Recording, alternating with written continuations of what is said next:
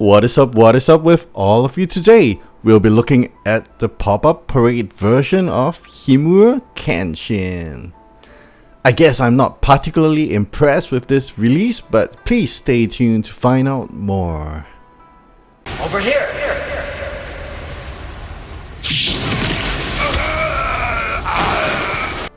As usual, 3 tapes keep the box neat and tidy, but I believe that's not a concern unless you're the guy who's obsessed with tapes on the box. For me, I do not keep the boxes. What is better than opening up a fresh, crisp box?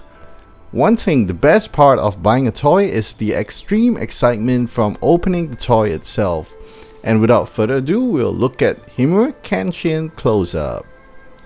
First up, the card provided is in a nice black and red. And in case you're wondering, there is a nice golden Shueisha sticker on the front. I haven't seen a bootleg, so I do not know if pop-up parade bootlegs exist.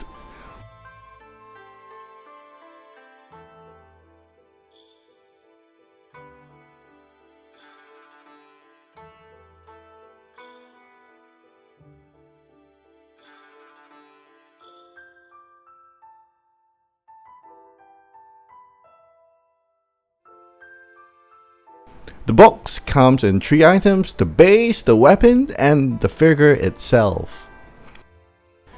The base is a simple, generic pop-up parade base in red, and what can go wrong with red is our beloved trademark color of Kenshin. I like that for this version it comes with 3 holes so that it prevents the figure from leaning forward or backwards. I like that Good Smile Company paid attention to this detail because I have a few figures leaning forward after some years. Next up, the weapon. Kenshin's own Sakabato. Saka means reverse, where the cutting blade is on its reverse. The hamon are the wavy lines on the katana.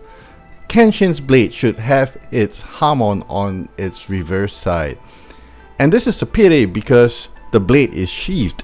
I guess we have to be contented with the price we paid because we can't unsheath the sword itself. The handle looks fairly detailed with black grips and a silver inside. The golden tip makes it look fairly premium and the paint job is fairly crisp. The guard, however, is not so detailed, but because it's small, so what do we expect from this price point?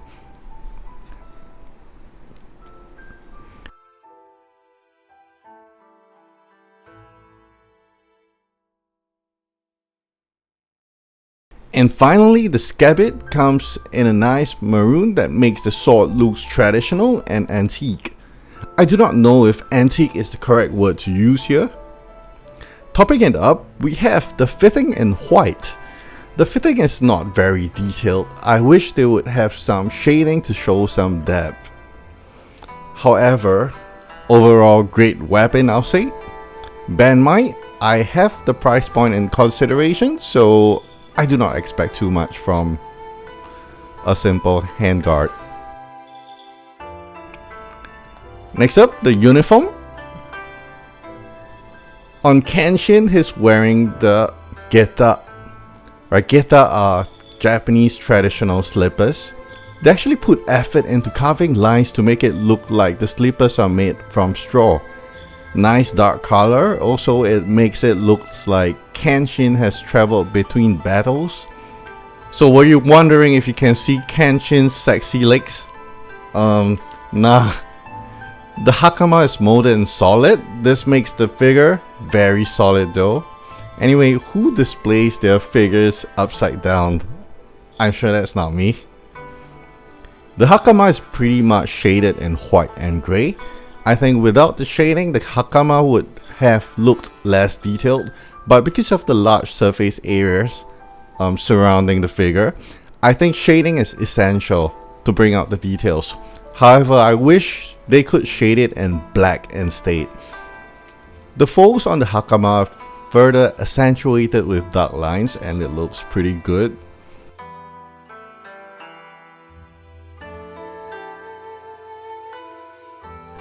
I'm not a fussy collector, And this is not about separation lines on the skin, but there are separation lines on the sleeves.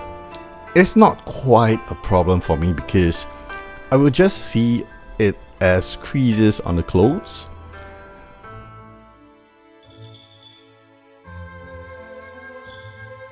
The clothes, which is probably called the Nagaki, has again a crisp color separation where it is painted red on the outside and white on the inside. And behold, beyond the white part, you can even see that the insides are painted in skin color. That's where his chest is.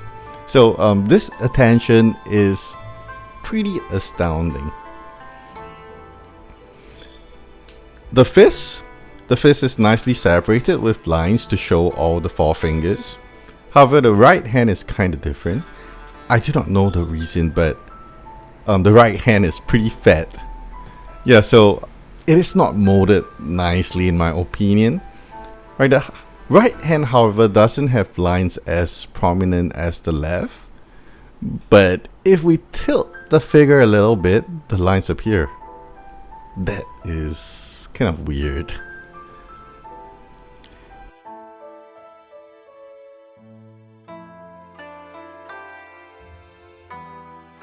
The front of the head sculpt is nice, however I think that the hair can have deeper sculpted lines.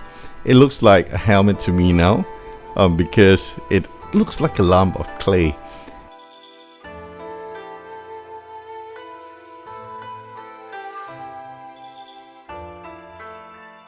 And I do not know why. Perhaps Good Smile Company thinks that the figure won't be displayed backwards, as in behind. So the back part of the head sculpt looks less detailed than the front. I think this is quite disappointing. Well, and that concludes everything this episode has to offer. Once again, I hope you enjoyed the unboxing and review of Kenshin Himura. Do leave some comments regarding the figure, and if you enjoyed the video, please do leave a like. And do consider subscribing to my channel for more future videos. Let me know what you like to see unboxed. I buy a variety of collectibles. See you soon. Thank you.